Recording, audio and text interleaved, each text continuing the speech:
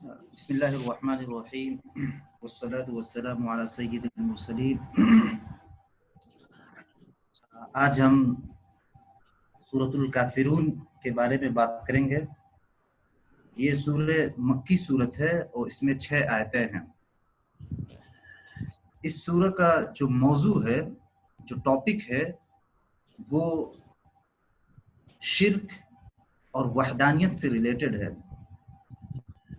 یہ سورت کب نازل ہوئی اور کیسے نازل ہوئی، اس کے بارے میں تفسیر ابن عباس رضی اللہ تعالی عنہ میں منقول ہے کہ عاص بن وائل اور ولید بن مغیرہ حضور صلی اللہ علیہ وسلم کے پاس آئے اور کہتے ہیں کہ آپ ہمارے معبودوں کو تسلیم کر لیں تو ہم آپ کے معبود کی عبادت شروع کر دیں گے۔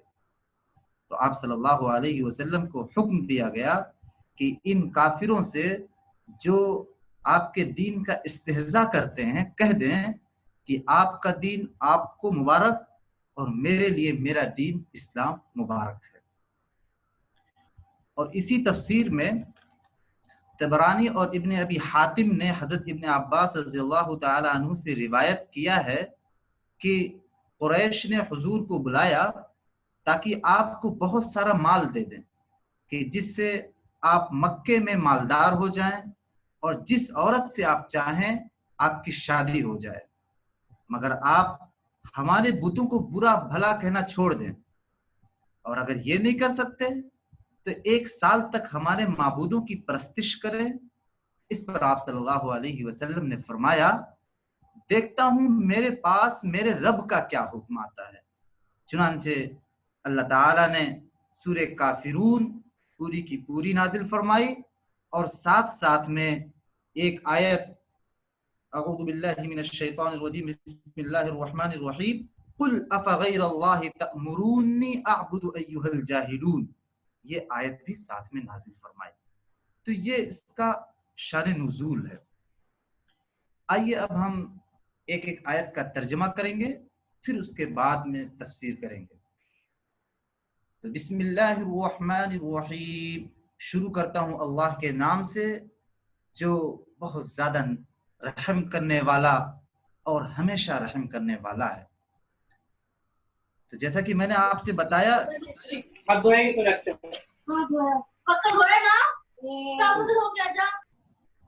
تو جیسا کہ میں نے آپ سے بتایا کہ مشرکین نے آپ سے آ کر یہ ڈیمانڈ رکھی تھی کہ آپ ہمارے معبودوں کی پرستش کریں اور آپ ہمارے معبودوں کی پرستش کریں۔ تو اس پر آپ صلی اللہ علیہ وسلم کو یہ حکم دیا گیا، قل، پڑھیے، بتائیے، لوگوں سے کہہ دیجئے، ایھا الکافرون، اے کافرو، اے اسلام کو نکارنے والو، لا اعبد ما تعبدون، میں عبادت نہیں کرتا ہوں ان کی جن کی تم عبادت کرتے ہو۔ اعبدو مطلب عبادت کرنا، اور اس کا جو لا جب لگ جاتا ہے تو نیگیٹو میننگ آ جاتی ہے، یعنی لا اعبدو، میں عبادت نہیں کرتا ہوں، ما تعبدون، جن کی تم لوگ عبادت کرتے ہو۔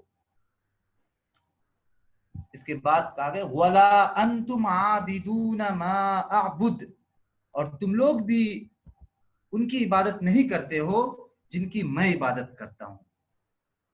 اس کے بعد کہا گیا ولا انا عابد ما عبدتم، اور نہ میں عبادت کروں گا ان کی جن کی تم نے عبادت کی ہے۔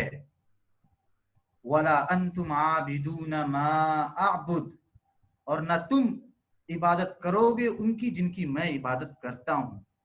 لکم دینکم ولی دین، آپ کے لیے آپ کا دین، اور میرے لیے میرا دین ہے۔ یہ اس کا ترجمہ ہوا۔ اگر آپ پہلی آیت اور آخری آیت کو چھوڑ دیں تو جو بیچ کی 4 آیتیں ہیں، ان چاروں آیتوں میں وہی تھیم ہے، وہی تقریباً الفاظ بھی سیم ہیں، بس وہ تکرار کے لیے، تاکید کے لیے وہی تھیم کو پیش کیا گیا ہے۔ اب اگر ہم اس صورت میں دیکھتے ہیں تو جو بنیادی باتیں ہیں وہ یہ ہیں کہ اس صورت کے ذریعے یہ صاف صاف بتا دیا گیا کہ شرک ایک الگ چیز ہے، وحدانیت ایک الگ چیز ہے، اسلام ایک الگ چیز ہے، دوسرے مذاہب ایک الگ چیز ہے، حق الگ چیز ہے، باطل الگ چیز ہے. یہ دونوں چیزیں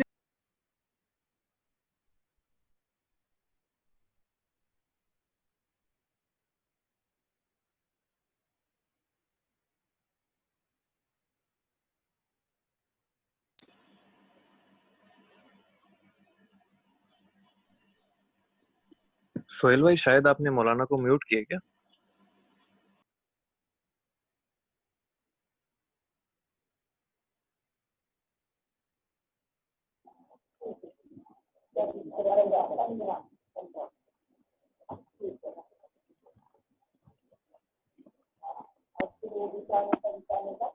اوکے. اب آواز آ رہی ہوگی؟ ہاں ابھی آ رہی. جی جی ٹھیک. تو اس میں صاف صاف بتا دیا گیا کہ اے مسلمانوں، اب تمہیں اپنے مولانا ایک دو اسلام منٹ، مولانا ایک جی دو جی منٹ سبھی سے ریکویسٹ ہے کہ میوٹ کرنے کے لیے.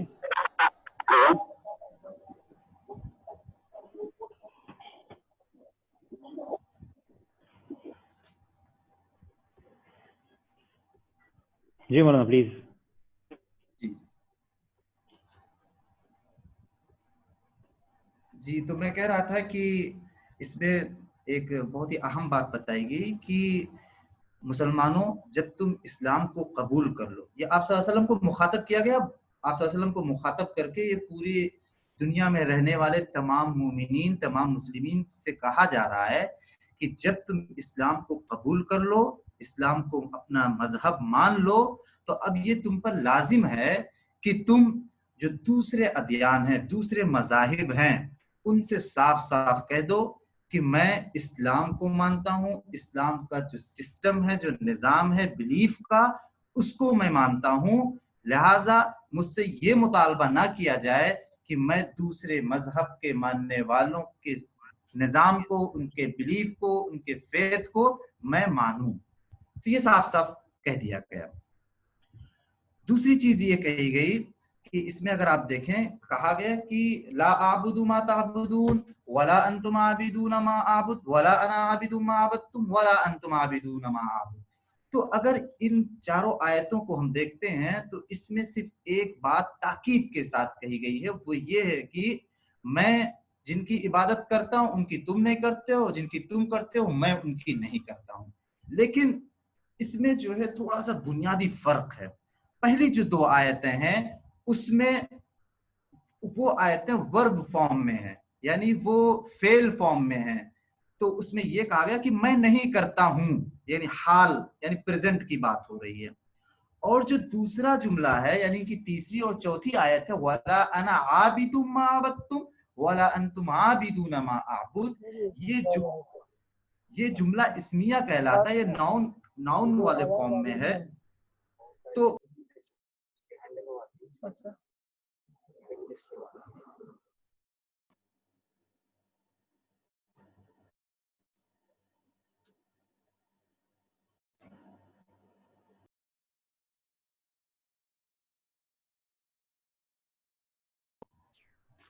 جی تو اس میں یہ تاکید کی گئی ہے کہ نہ میں پریزنٹ میں نہ میں فیوچر میں کبھی ایسا ہوگا کہ میں تمہارے معبودوں کی یا تمہارے طریقے عبادت کو کبھی مانوں. یہ بات یاد رکھ لینی چاہیے ان لوگوں کو جو اسلام کا انکار کرتے ہیں، یا جو مشرکین ہیں، یا جو مجوسی ہیں، یا جو یہودی ہیں، یا جو نصرانی ہیں، جو بھی کوئی ہیں، جو بھی کسی مذہب کو ماننے والے ہیں، ان سے میں صاف صاف کہتا ہوں کہ میں صرف اور صرف اسلام کو مانتا ہوں. اور اسلام کا ماننے کا مطلب یہ ہے کہ میں صرف اور صرف ایک خدا کو مانتا ہوں، اور اس کے ساتھ ساتھ محمد صلی اللہ علیہ وسلم کو آخری نبی مانتا ہوں. میں اللہ تعالیٰ کے ساتھ کسی بھی چیز کو شریک نہیں کر سکتا. میں اللہ تعالیٰ کے ساتھ اس کی عبادت میں کسی اور معبود کو نہیں مان سکتا. وہ معبود جیسے کہ مشرکین میں تھا یا مجوسیوں میں تھا یا یہودیوں نصرانیوں میں تھا کہ وہ ملائکہ کو اپنا معبود مانتے تھے. بہت سے لوگوں نے انبیاء کو اولیاء کو اپنا معبود بنا لیا. بہت سے لوگ ایسے تھے جو زندہ یا مردہ انسانوں کی جو روحیں ہوتی تھیں ان کی عبادت کرنے لگتے تھے. بہت سے لوگ ایسے تھے جو سورج کی پوجا کرتے تھے, چاند کی پوجا کرتے تھے, جانور کی پوجا کرتے تھے, درخت کی پوجا کرتے تھے یا خیالی دیوتاؤں کی پوجا کرتے تھے. تو اللہ تعالیٰ آپ صلی اللہ علیہ وسلم کے ذریعے کہہ رہے ہیں کہ آپ صلی اللہ علیہ وسلم آپ لوگوں سے بتا دیجئے کہ میں ان تمام معبودوں سے براءت کا اظہار کرتا ہوں. میں ان تمام معبودوں سے اور ان کے طریقے عبادت سے اپنے آپ کو الگ کرتا ہوں. یہ ایک بات ہو گئی. اور دوسری بات یہ کہی گئی کہ لکم دینکم ولی دین, یعنی تمہارے لیے تمہارا دین, میرے لیے میرا دین. اس کا مطلب یہ ہوا کہ میرا جو نظام ہے بلیف کا اور جو میرا طریقہ زندگی ہے یا میں جن کو معبود مانتا ہوں ان کو میں مانوں گا, ان میں تم انٹرفیئر نہیں کر سکتے, اور نہ میں تمہارے معبودوں کے سلسلے میں یا تمہارے فریڈم آف ریلیجن میں مداخلت نہیں کروں گا.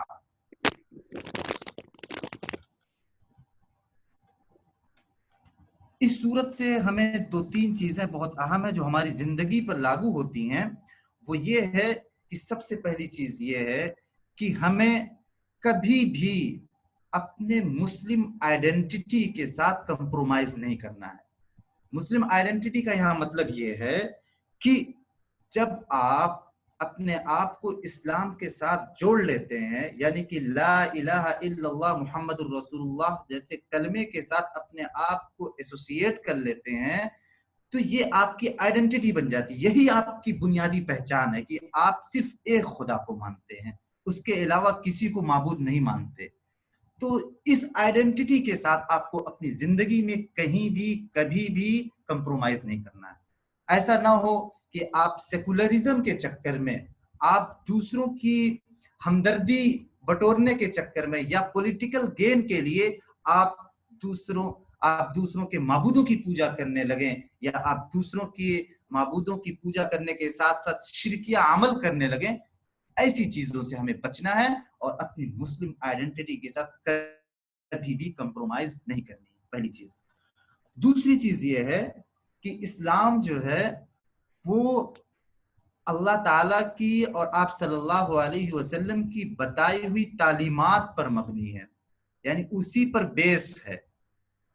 یہ اسلام کوئی من گھڑت کہانی نہیں ہے, یہ ہماری خواہشات کی بنیادوں پر نہیں مبنی ہے, بلکہ اللہ تعالیٰ نے اور آپ صلی اللہ علیہ وسلم نے اپنی زندگی کے ذریعے یہ بتلا دیا کہ اسلام ہی ایک واحد طریقہ ہے جو اللہ تعالیٰ کے نزدیک سب سے زیادہ مبارک اور مقدس ہے.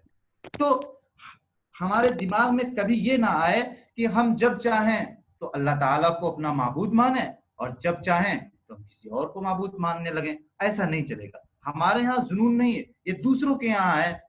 مشرکین کے یہاں تھا, تبھی انہوں نے یہ کہا کہ اپنے معبودوں کو چھوڑ کر ہمارے معبود کی وہ پوجا کرنے کے لیے تیار ہو گئے, اس بات پر کہ آپ ہمارے معبودوں کی پوجا کریں. تو کیوں ایسا کر رہے تھے؟ کیونکہ ان کا جو بلیف سسٹم تھا وہ مضبوط نہیں تھا, وہ من گھڑت بنیادوں پر تھا.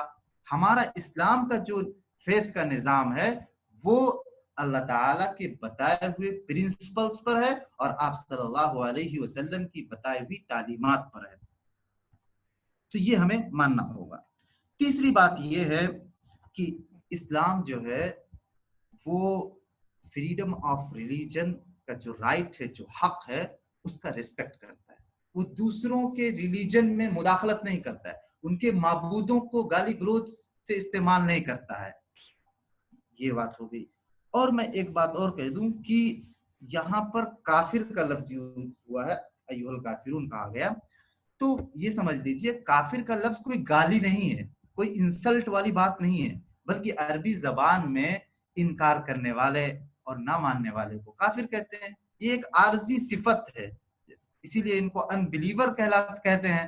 تو جیسے کہ میں بتاؤں, جیسے کہ ہمارا اور آپ کا ابھی کا جو تعلق ہے وہ ایک سمجھ لیجیے اسٹوڈنٹ اور ٹیچر کا ہے. تو یہ اسٹوڈنٹ اور ٹیچر کا جو تعلق ہے یہ ابھی تک کے لیے قائم ہے جب تک ہم اور آپ تعلیم حاصل کر رہے ہیں اور تعلیم جو ہے علم لے رہے ہیں. تو ایسے ہی جب تک ایک انسان اسلام کے پرنسپلز کا انکار کرتا رہے گا تب تک وہ کافر ہے. تو یہ کوئی عیب کی بات نہیں، یہ کوئی برائی بات نہیں ہے. اللہ تعالیٰ نے اس کو انسلٹ کے طور پہ یوز نہیں کیا. تو ہمیں یہ غیر مسلموں کو، کافروں کو یہ بتلانا ہوگا کہ کافر کا مطلب یہ نہیں ہے کہ مسلمان یا اسلام ان کی انسلٹ کرتا ہے کافر ہونے کی بنیاد پر، کیونکہ وہ بھی ایک انسان ہے اور یہ کفر کی صفت ان کی عارضی صفت ہے.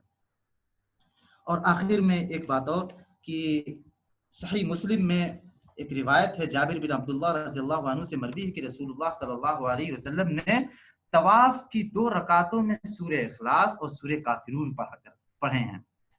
اور یہ حجۃ النبی جو ایک چیپٹر ہے صحیح مسلم کا، اس میں یہ روایت منقول ہے.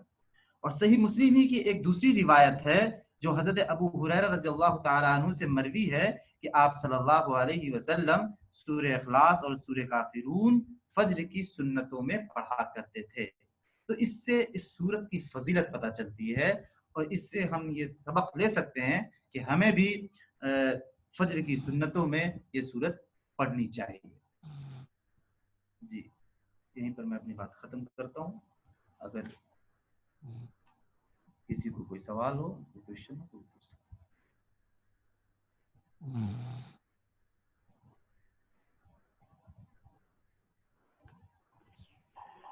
السلام علیکم. مولانا کل ایک کوشچن تھا جس میں بتایا گیا تھا کہ جیسا زہیب نے ایک کوشچن پوچھا تھا آپ کو کہ آیات کے بارے میں، جو آخری آیات جو نازل ہو گئی تھی وہ کون سی آیات نازل، مطلب آیات یا پورا مکمل سورہ، مطلب اس میں تھوڑا مجھے کنفیوژن تھا، تو ذرا میرے کو بتائیں گے پلیز. اچھا دیکھیے، جو آیتوں کے نزول کا تعلق ہے تو میں نے آپ سے پہلے یہ تذکرہ کیا تھا کہ آپ صلی اللہ علیہ وسلم پر کبھی کبھی یہ ہوتا تھا کہ 2-3 آیتیں نازل ہوتی تھی اور کبھی کبھی سورت نازل ہوتی تھی. تو سب سے آخری سورت جو مکمل نازل ہوئی ہے، آخری سورت، وہ سورہ النصر ہے. اذا جاء نصر اللہ والفتح والی جو سورت ہے یہ مکمل، یعنی اذا جاء نصر اللہ والفتح سے لے کے انہ کانت توابا تک یہ پوری مکمل سورت سب سے آخر میں یہی سورہ النصر نازل ہوئی ہے. اور سب سے آخری آیت اگر پوچھیں آپ کہ سب سے آخری آیت کون سی نازل ہوئی ہے تو وہ ایک آیت ہے سورہ مائدہ میں ہے کہ الیوم اکملت لکم دینکم واتممت علیکم نعمتی ورضیت لکم الاسلام دینا. تو یہ آیت جو ہے وہ سب سے آخر میں نازل ہوئی ہے، جس کا مطلب یہ ہے کہ آج میں نے آپ کے لیے دین کو مکمل کر دیا اور اسلام کو ایز اے دین میں اس کو پسند کر لیا ہے. تو یہ آیت ہے. جی اگر اور کوئی ڈاؤٹ ہو. جزاک اللہ.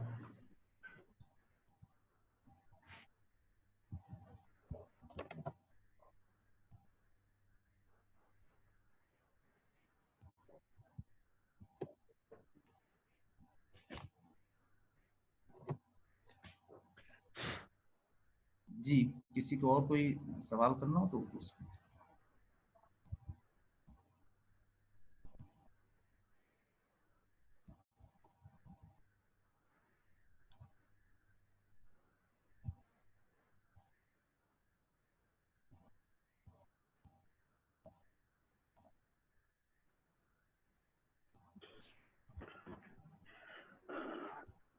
کوئی سوال تو نہیں ہے.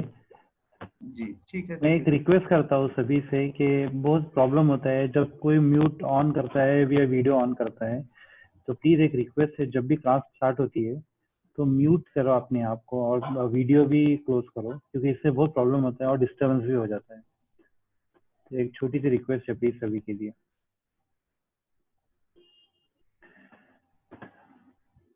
ٹھیک ہے مولانا، کوئی کوشچن تو نہیں ہے. ٹھیک ہے. جزاک اللہ خیر.